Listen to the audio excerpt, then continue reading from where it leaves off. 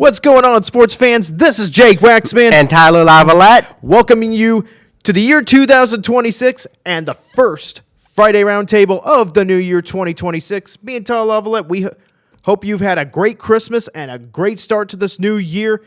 We're back and we're ready to knock off some rust. Tyler Lavalette, take it away. Absolutely. Like we said, I hope you have had fun. Hope you've been enjoying football, and we'll get to plenty of that. But we need to get into a really big elephant in the room that is just looming large. If you're a fan of an NBA team, or an MLB team, or an NHL team who's on Fan Duel sports networks, they have not been doing too hot lately. We just found out back in late December, that recent troubles with the Main Street Sports Group owned branded networks with FanDuel's branding have had a missed payment with the St. Louis Cardinals. It then extended into almost all 13 NBA teams, Pistons included. So far, none of the NHL teams have missed payments, and I'm sure a few other MLB teams might be missing them, and not say about the NHL teams, who knows. But it just got bad yesterday when all 9 MLB teams, including the Tigers and the aforementioned Cardinals, opted out of the FanDuel Sports Network deals after talks with London-based streamer DAZN, D-A-Z-N, collapsed, and it's now looking like FanDuel Sports Network will wind down in April. However, NBA official told Sports Business Journal through an anonymity that they have doubts that they could happen. So these leagues could be scrambling big time during the regular season. So Pistons fans, Wings fans, you might be needing to look for new channels, maybe OTA for those. And for the Tigers, you might have to turn that $20 you purchased for FanDuel into $20 a month for MLB.TV's Tigers.TV package to watch them in market for many of the games. It's getting crazy, and the RSN model is definitely on its last legs for many markets. Okay. To start off, holy crap, I didn't see this coming. I mean, granted, as a sports fan, this is one of my weaknesses. I don't study a whole lot about the networks and like where and who is covering what, all the what ifs and that stuff, and the who's and who's, for lack of better words. But when Tyler told me this news, it's turned my mind. It scrambled my mind a bit. I'm not gonna lie, but this is crazy. And what makes this even crazier, most of these leagues that Tyler mentioned, they're already in the middle of their respective seasons. The Red Wings, the Pistons, as Tyler mentioned. Of course, you got the MLB coming up. They got some time to figure things out. But the teams like the Pistons and the Red Wings, as Tyler mentioned, they're scrambling now to find new things. This is absolute, hit the panic button. Beep, beep, beep. Yeah, well, here's the thing. They just went through a 2-year-long bankruptcy. It looks like things were dicey back in 2025, but in fact, to the point where the Brewers and the Reds could have gone to MLB's local media division, they ended up not happening. We had a year with MLB, with the FanDuel Sports Network, Amazon Prime add-on, which I was able to watch a lot of Tigers games, no problem. But now, you might be scrambling. Now, granted, I get MLB. If you have a T-Mobile account customer and you get MLB.TV for free for T-Mobile, if you pay the extra $20 to get one of the teams on MLB local media, which that means you're going to be able to watch them a good chunk of the games in market that are not on Apple or ESPN or Fox or NBC Sports Network. So that's still good news, though. The crazy thing is now, Rob Manfred has talked about wanting to consolidate local rights by the end of the decade.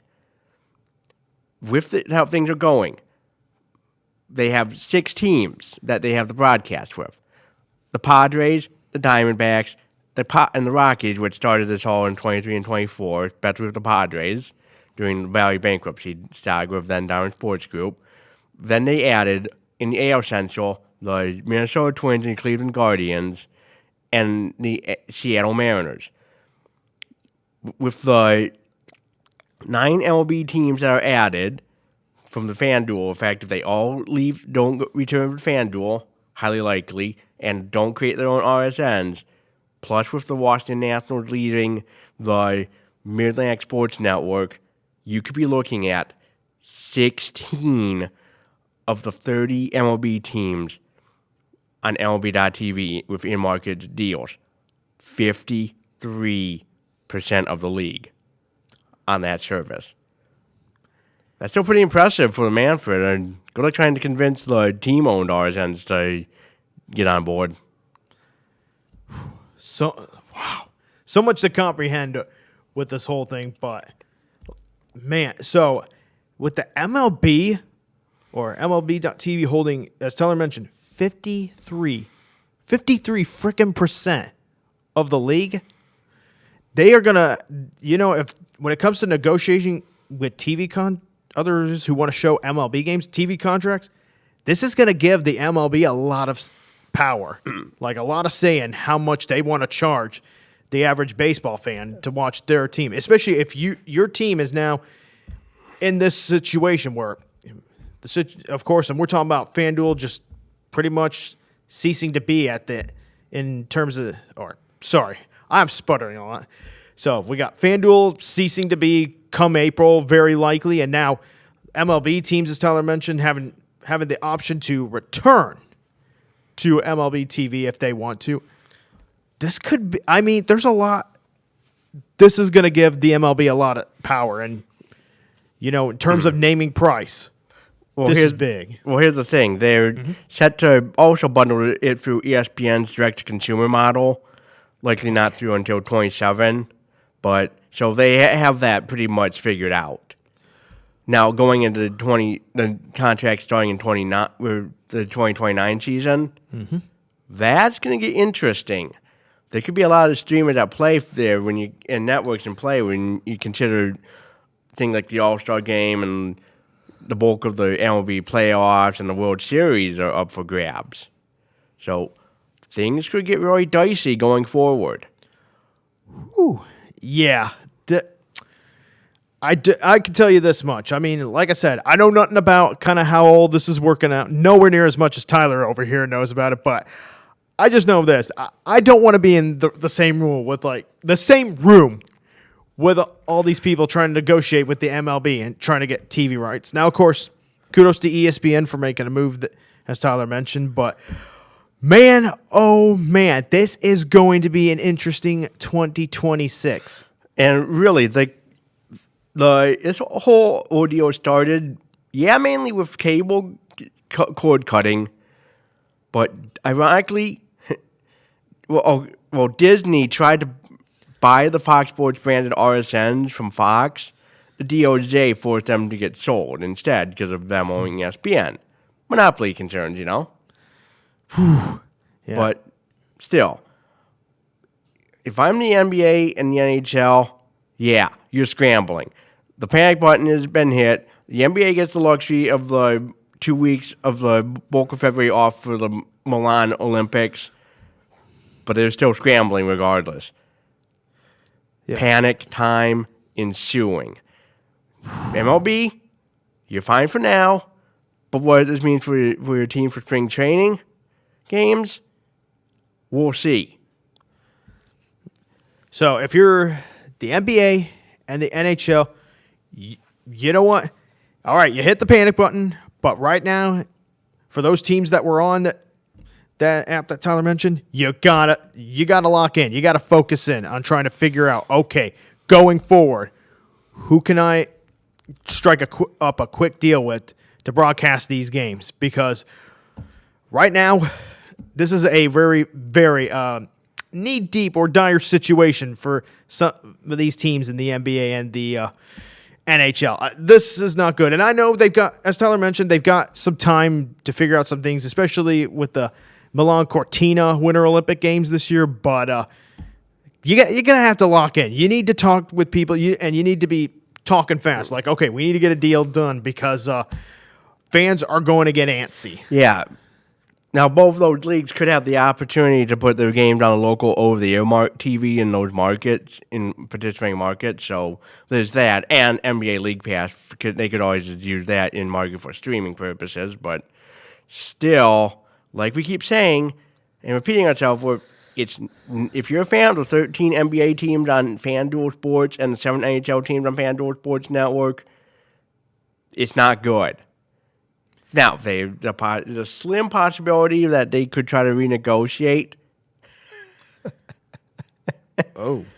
Good luck with that.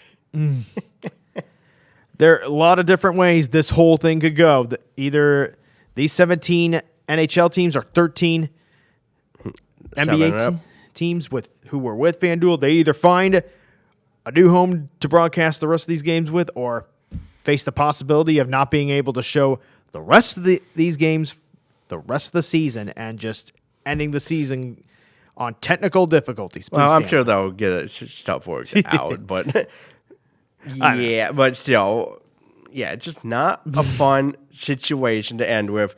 Like I said, if you're a Tigers fan, you got a little time, but not much. Pitching and catch report next month. And, of course, y'all got a lot of players getting ready for the WBC, so things are not pretty. No, indeed. And hopefully, I'll finish it off. Here's my final thoughts. Hopefully, these teams can get things figured out, talk quickly with broadcasting companies, and figure out ways to get these games on television. And, man, I'm feeling really nervous for the fan bases of these teams that just pretty much had the cord pulled just like that. Yep. Now, Chicago, your RSNs are fine for now, so no big deal there. Now, if you're in an NBC Sports market, if you're a team on RSN, stuff like that, you're fine. But if you're a team like the Cardinals, the Braves, the Marlins, or NBA markets like the Hurricane, NHL teams like the Hurricanes, or NBA teams like the Hornets and Clippers and stuff like that, yeah, panic time. Yep. Well, all we can do now is if you're a fan of any of those teams, you're just sit back, praying that this all gets sorted out, praying for a miracle at this point. Absolutely. All right. Shifting gears. So, sports fans, it's a new year. Mm-hmm. So, a new year brings new questions. So, before I came on the set today, or the day before, I kind of was thinking about, all right, what are some of the things that we are wondering about in terms of 2026 in sports? So here we go. Some questions to begin 2026. So here's one that a lot of people are thinking about. Is sports betting having a little too much influence on the outcome of sporting events? Not saying that betting on games is bad. You know, if you're with a buddy and you kind of like say, okay, $25 says this team wins, or $25 says the spread here is covered. Mm-hmm. Okay, that's not also all that bad if you're betting between friends. But with the rise of like apps like DraftKings and MGM Studios, there's concern that some of these apps, and of course, Vegas, I'm looking at you. There's a little concern here that they might be having an influence on the outcome of games, or at least covering spreads. Well, I mean, considering we're looking at restrictions on betting in the case of certain bet types in the MLB in the wake of several Guardians players getting hit for such match rigging situations, and not to mention the illegal gambling going on with the Italian, supposedly with members of the mafia that ensnared the start of the NBA season. And not to mention the Ipe Mizuhara situation with an illegal bookie in California. You're not wrong to be wary about all these situations. Yeah, no doubt about it. I mean, I'm worried about it too, like Tyler says, because I just want to be able to enjoy sports, and I don't want, yes, I want people to have fun and be able to bet responsibly, please. They always keep saying that, and yeah, but for good reason. We don't need Vegas and the mafia, as Tyler mentioned, having an influence on the outcome of games. We just want the players on the field to decide that. That's where I have these concerns in terms of like betting having an influence on the outcome. So that's just one of the few questions here. Here's another big one that a lot of people are really thinking about. Does the NCAA right now, they're in a knee-deep situation with a lot of problems. Do they have answers for NIL, transfer portal, and eligibility? Eligibility has become a big problem, especially recently, considering that a guy by the name of James Nagy, who plays center right now for Baylor, he got drafted into the NBA 2023. He was the 30th overall pick. And yet a guy who got drafted in the NBA and played a few games in the NBA, mind you, has been deemed eligible to play college hoops. What in the heck is going on here? Are we watching college sports or pros? This will make it harder to tell. Wow. Just, you're not wrong on that one. I'm still trying to see the line, seeing the lines getting blurred big time. Are we seeing semi-pros now? Is college football and college basketball the new minor leagues? And NIL, transfer portal, it's just...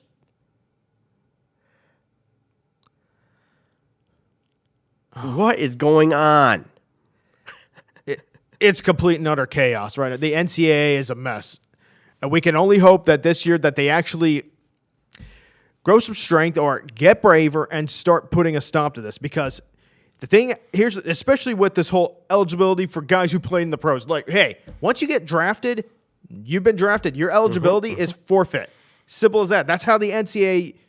That's how they've always enforced it, or in this case now used to enforce it. But now, it's unused to. And there might be more of this in the future unless something is done. And then Tyler mentioned the NIL, and here's another thing. So Indiana millionaire, or billionaire, I should say, Mark Cuban has announced he's donating $30 million. That's right, $30 million donation by Mark Cuban to the Indiana Hoosiers football team for portal recruiting, or as some people like to call it, portal combat. Oh my goodness. Oh man. You know that fight. You know what fighting game has hindered mainstream when you have such a pun like that. For the record, by the way, I did not come up with that. I want to give credit to John Rothstein, who covers college basketball. He came up with that, portal combat. Thank you, Mr. John Rothstein, for giving us a very awesome pun to use. Yes, and I don't really also like to. With all the stuff I talked about my first bit, compliment folks like Sports Business Journal and the Athletic and Front Office boards for going through all the weeds on the whole situation with the Fan Duel saga in the first place. Give all those sites a shout out as well to give them the respect they deserve. Absolutely. So here's the thing. I don't have a problem with basketball, like college athletes making some money, all right? College is expensive these days, and we all got to find a way to get by and get our education. I'm okay with that. I'm okay with a little NIL, but at some point, the NCAA, they got to find an answer to figure out how, or find a way to put a cap on this. I know you've been dealing with a lot of lawsuits, but if this keeps on happening, where we got guys like Mark Cuban donating $30 million to Indiana Hoosiers football, that's going to pretty much enrich the programs that invest a whole lot more than others into sports like football and basketball. And no, I don't blame Michigan for getting all snotty about the idea of the Big Ten getting private equity and money. I don't blame them. It's not pretty. Yeah, neither do I. It just, okay. Private equity has done a lot of awful things in the business sector. You hear about all these companies that get gutted and get cheapened and then go bankrupt and belly up? Yeah. Yeah. Yeah. I've heard a lot about that, especially with the first year that NIL really started making its presence known. Like there was a basketball player, I think Nigel Peck was his name. He transferred to Miami, and I think it was an equity that gave him like $500,000, which is just, oh man, that's the things we could do with $5,000. So one of the questions, this all ties into, does the NCAA have an answer for this year, or is this crap going to continue? That's one of the things we are kind of question-wise, one of the questions we've been thinking about going into 2026. A couple other smaller but more insignificant questions. NCAA tournament. Do they actually make a change? Do they add more teams? I hope not. But that's something that's going to be looked at a lot this year. I don't know if it'll happen this year or the next. I hope it doesn't happen. Please don't. Will the NFL actually ban the tush push? That's another big question heading into 2026. And let's add one more. What about college football playoffs expansion? Does the college conference championship game go away? Interesting. We live in interesting times. Only one way to find out. Just all we can do is keep on pushing for the tush push. I'm pushing. Tush pushing, that is. Yeah, you know what? Look, I want it banned too. Although, here's the thing about the tush push. Some teams may have figured out how to actually beat the tush push. So maybe there's no need to ban it after all if teams like the Giants and the Bears have figured out how to actually beat the tush push. I once watched speaking of tush push, I once watched a clip from the German NFL right holder RTL Deutschland with some of their shooter guys and some former NFL players like Sebastian Vollmer, I think it was, demonstrating it in their suits, look like in their business suits and stuff, in their studio in Cologne. Oh, these cats! Oh my god, that's one way to describe. But no, seriously, it's just kind of funny. But yeah, I guess in terms of other questions, one final question I have going into this year, and there's this is all right. I know some of us don't like to talk about it, but it's always gonna be on the radar. Women's sports, all right. What laws and legislation is gonna be passed to keep men out of women's sports? All right, I don't mean to be too political, but men should not be in women's sports. Simple as that. I hope to see more legislation that keeps the competition fair in women's sports. And one more. Does the WNBA really think it has the goals to force a lockout? Oh, boy. Do you really want that, ladies? So these are a few of the questions that me and Tyler have put forth to start 2026. And there'll probably be more questions down the road, but you know what? Only one way to find out. We just got to watch sports in 2026. Yep, we got 12 months to figure out our answers. Yep. And longer. We'll get them. We will get them. And there'll be more questions, but that'll be created from how these seasons unfold. And I brought up my point. My first point we talked about was a question in of its own of what the future is going to be. That's going to get answered in due course as well. So stay tuned. Yep. More to come. All right. We're going to shift gears now. We're going to talk about some football, and we're going to start with the NFL. All right. I'm going to be nice to my man, Tyler Lavalette. His Lions swept my Bears. Why, thank you. So I'm going to give Tyler his moment to rub it in. Thank you very much, Jake Waxman, for the kind words. It would a 16-0 Lions lead ended up getting a tie by the Bears to make it close. You think the Lions are going to want to force overtime? Nuh-uh. Let's see how it ends. Knock it through. From 42 yards out, trying to give the Lions the W.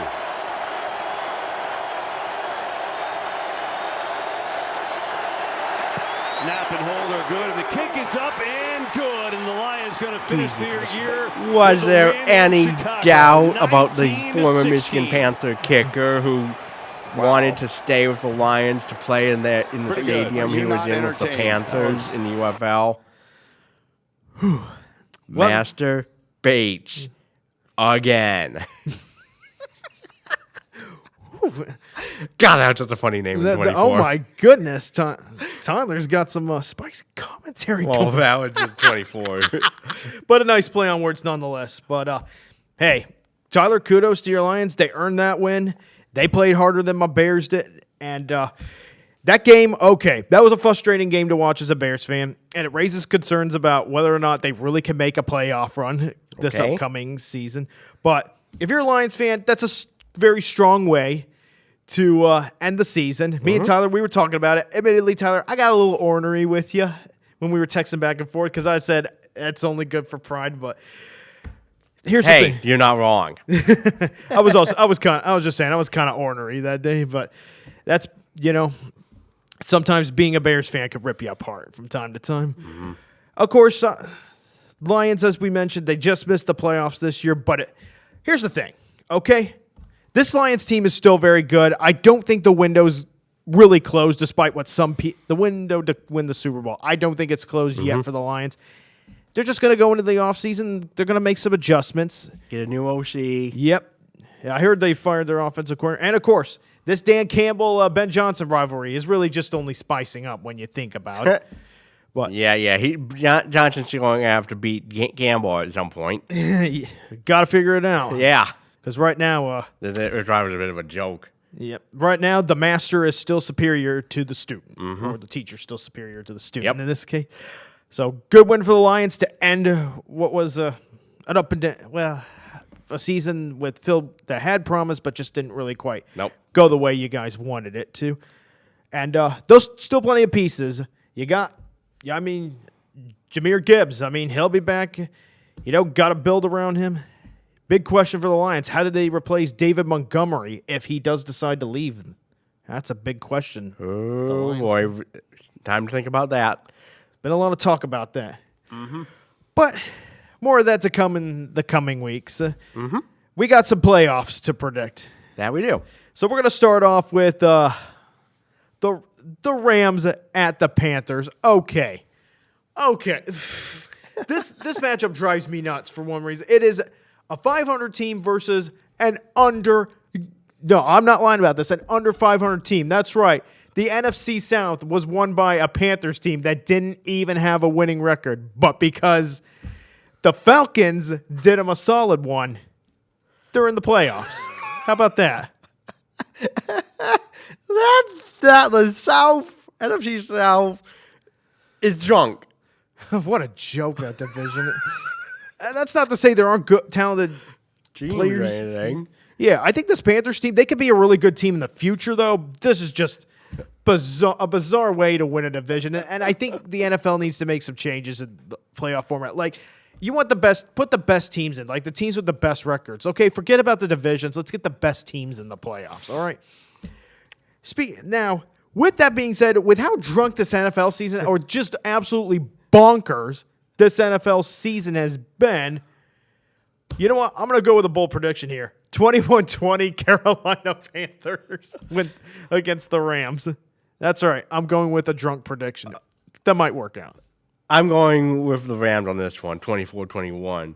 Sorry, you're going to have to get your pants handed to at some point. Yeah, the Rams, and here's another thing. The Rams, they're a good team, but lately, they're kind of, it's odd. Like, they haven't really been playing up to their potential, which is why I think they could be a popular pick for an upset or to get upset by the Panthers. And I got a feeling that this is going to happen because that's been the nature of what has just been a oddball NFL season. Mm-hmm. And you look at the teams that are in the playoffs this year. It's an oddball in and of itself. Yeah, strange as it is. Stranger things, right?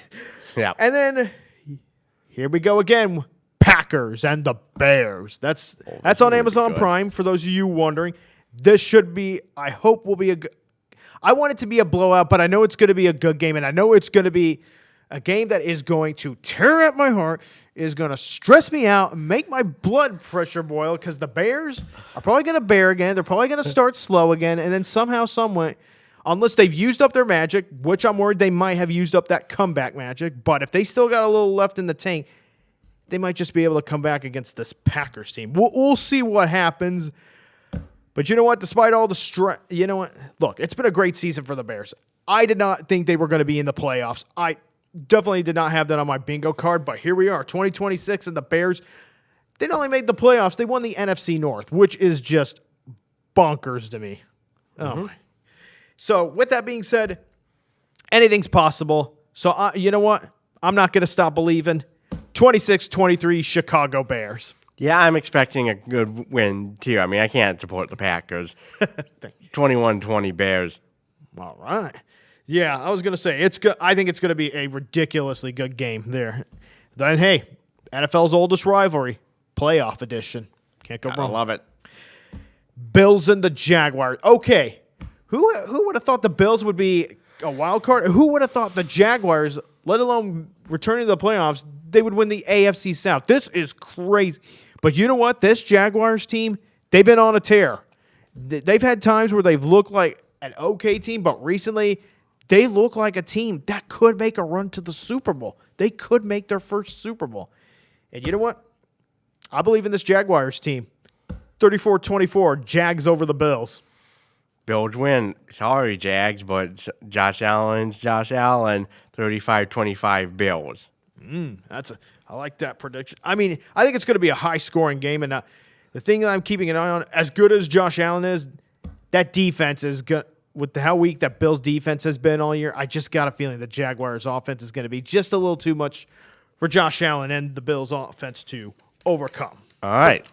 That's just me. All and right. then here's one Tyler's probably looking forward to. You got the 49ers. You got the Eagles. And here's the thing.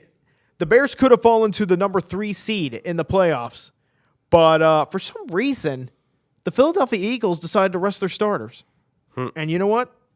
Philly, thank you for resting your starters. Because of that, because the fact that you just blew it against the Commanders, the Bears got the number 2 seed. So, and a potential opportunity at not 1 but 2 home games. So, thank you for that, Philly. Nice. I don't know how happy Eagle fans are about that generosity, though, per se. Mm-hmm. Niners, they got beat pretty good against the Seahawks, though. They want the opportunity to win a title on their, take the long path to winning the title on their home field. Niners, but the Eagles. Niners are going to win this one 21-28. And I'm sorry to my New Jersey fans, but Philadelphia has had a lot of question marks for this season. And they might rear their ugly head again. Not good. Mr. Tyler Lavalette, you don't say. And there's one question mark I have for this. I mean, this should be a good game, but there's one question mark I have for this Philadelphia Eagles team, and that is, what the heck is Nick Sirianni thinking? What is he doing? What is his game plan? What is he even trying to do this year? I have no idea. That's what I want to know, too. That's the biggest question I have, and I think because Nick Sirianni, okay, look, he's a competent coach, I'm sure, but he's got all this talent, but the game plan he has is confusing. And for these reasons, I got the 49ers over the Eagles 34-27. Should be a close game, a little high scoring, but I think the 49ers are going to find a way to win. Plus, I really like the way, I mean, despite the loss against Seattle, Brock Purdy and company, they've been playing some good football as of late, too. They're competent. All right, you got a couple more matches to worry about. Yep, Chargers and the Patriots. All right, so another AFC battle. Last 2 will be AFC battles. Mm-hmm. So you got the Chargers back in the playoffs again under Jim Harbaugh against, oh no, dare I say, has the evil empire risen from the ashes again? Are we looking at the next Patriots dynasty? There's questions about, who the Patriots have played this season. Some people said they've had an easy schedule, which is a fair assessment. But with that being said, look, I trust, Mike Vrabel, he's done a great job. Drake May has played really good football. And Travion Henderson, great running. Right now, he's been playing lights-out football on the ground. I think they are going to give this – they're going to give who I like to call the San Diego Chargers. I don't like to call them the Los Angeles Chargers. They're still San Diego in my mind. But that being said, I've got the Patriots giving the Chargers another dose of absolute pain. 30-24 in favor of New England.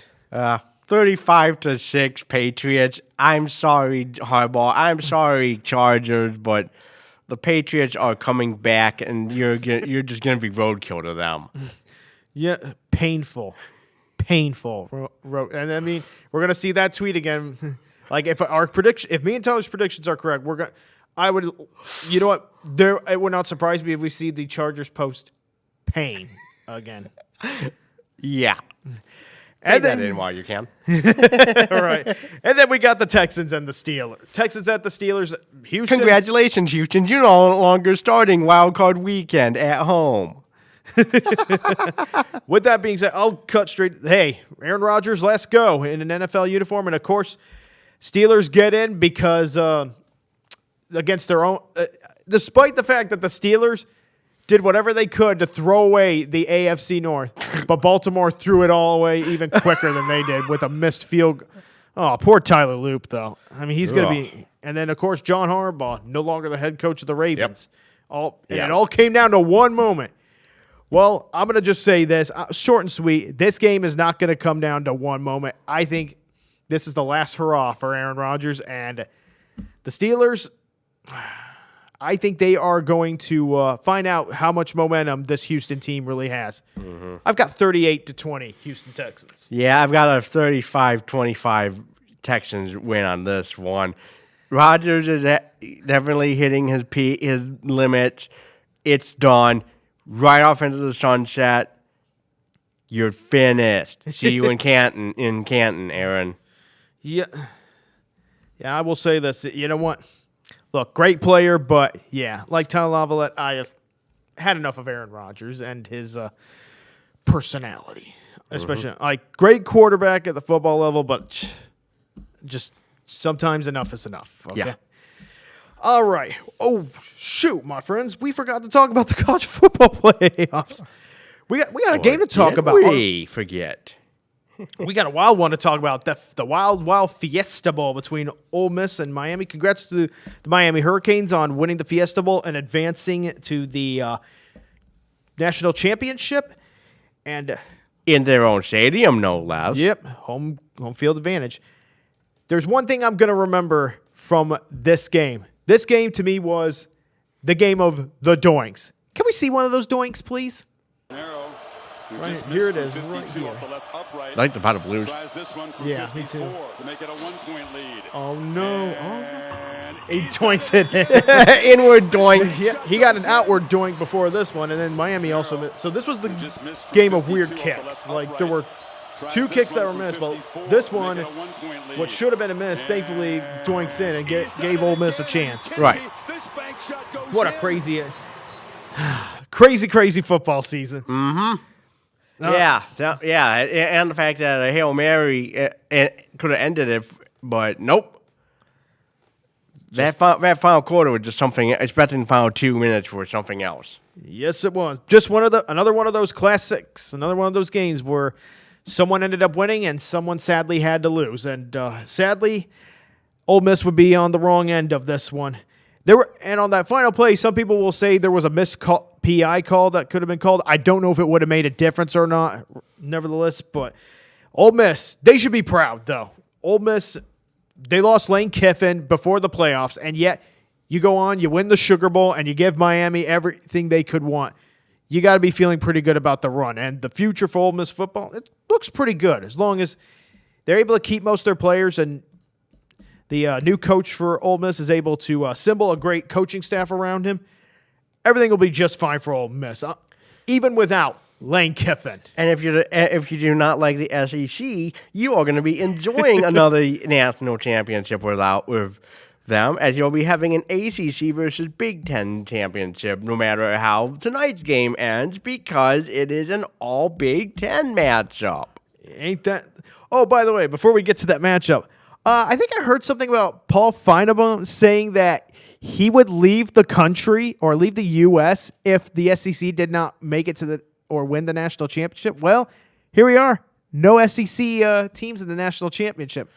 Have fun being out of the country, Paul. I've seen other people make these threats. They're empty. Yeah, we'll see if he actually leaves. I don't think he's going to. Yeah, I have doubts. Yep. It's just an act. All right.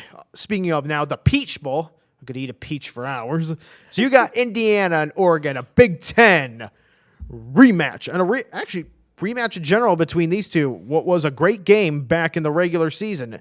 And IU found a way to rally in that game and beat Oregon. But this is going to be a really, really good football game. Oregon, they're going to be hungry. They're hunting Indiana. They're hungry. They want revenge. But this Indiana team, they've built a lot of confidence, and right now they look like the favorite to win the national championship, at least from what I can tell. Yeah, they're looking to be good. They have the Heisman-winning quarterback on their team now. This looks to be an Indiana visit to Miami. Absolutely. Sounds like we're both on the Hoosiers, and you know what? So am I. I think Indiana is just going to be a little too much. It's going to be a great game, though. But Indiana is going to have just a little too much firepower for Oregon to overcome. I'm rolling with, this is really freaking tough. I'm going to roll 45-42 in favor of the Indiana Hoosiers. I'm going to do 28-25 Hoosiers. Close games. Yep. Defense will make some plays, but I have a feeling there'll be a lot of points. But there's a good chance I may also be wrong with how many points. Let's just see how it happened after these 4 quarters. Because I forgot to mention, that Indiana defense is elite. But I'll stay with my prediction. All right, sports fans, shifting gears. We're going to end it with our first golden moment of the year. So, 10 years ago, we learned a very important lesson when it comes to college football. Not all heroes wear football. Not all men who step on the gridiron wear football helmets. How about this guy? That guy. Got to give respect to those guys who work the field during the games, because you just never know when something might go wrong, because turf coming loose like that could result in devastating injuries, especially this day and age. This guy who worked the turf during the Big Ten Championship, he saved a lot of ACLs and a lot of knees that night. Yeah. With that being said, so, hey, whenever you think about football, whenever you think about those guys who we all think about the coaches, the players, and even the cheerleaders, but we cannot forget those sideline guys who help to make the game possible, especially those who work the turf to make sure that turf is put in the correct way. Because without them, the injuries in football could be just as worse. Yeah. And I've said it once, but I'll say it again. That guy who fixed the turf during that Big Ten Championship game, he saved a lot of ACLs and a lot of knees that day. That is important. They are the true heroes when needed. Not all heroes on the gridiron wear football helmets. Nope. All right. With all that being said, sports fans, that is it for the first Friday Roundtable of 2026. Special thanks to my man Tyler Lavalette. Oh, okay. All right. With that being said, that's all for this week. This is Jake Waxman. And Tyler Lavalette. Wishing you all a good first week of the 2026 year. Bye now, everyone.